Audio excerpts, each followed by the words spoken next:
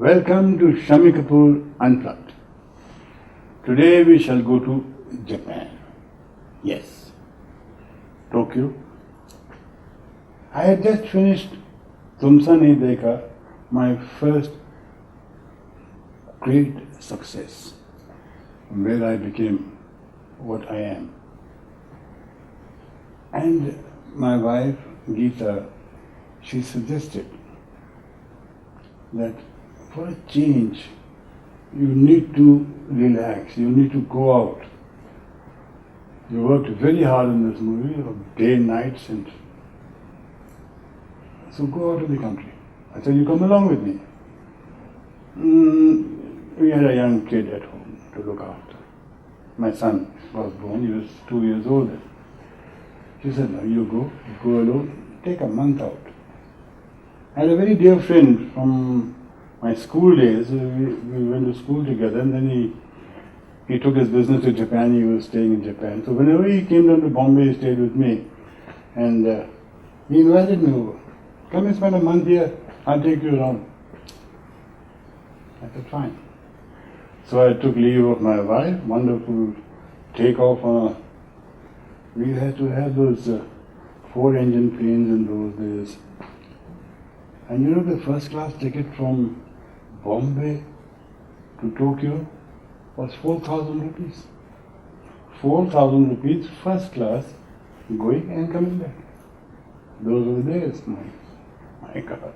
In those days, there was a lot of restriction on the amount that you could carry with you when you traveled abroad. And I think it was about 3, 4, 5 pounds or so, which I spent on the way. There was a stop at Bangkok, there was a stop at Hong Kong. So I went out, did a little bit of shopping, did a little bit of boozing, did a little bit of eating. So when I landed in Tokyo, I was penniless. Naturally, I was depending on my friend to look after me as I looked after him over here. The flight landed at about 6 o'clock in the evening, and I was all ready for Tokyo. Here I come. But there was nobody to receive me at the airport. My friend was missing. I looked all over, and everybody had left except one old Gujarati gentleman. I still remember his name, Mr. Dave. He was flying from Hong Kong to Japan. He was on his way to Kobe. He stayed there. He said, young man, you seem to be in some trouble. I said, yes, I am in trouble. There was someone who was supposed to come and receive me over here. He hasn't turned up. Okay. To let you all self spend an evening in Tokyo before you take the return flight.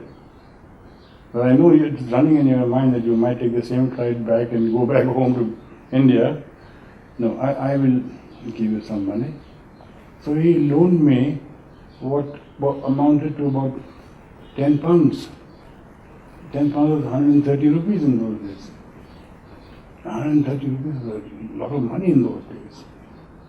I thanked him with tears in my eyes and I said, I'll never forget this gesture.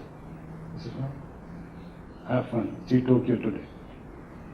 So with that 10 pounds, I exchanged that into yens, and I spent my first night in Tokyo alone.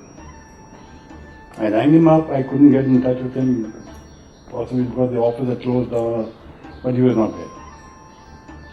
And I went all over Tokyo, Ginza and all the places and the small joints, and I was having my beer and I was looking at my the funds that I had on me. I had to spend a night at the hotel. And believe me, I think I saw everything in one night.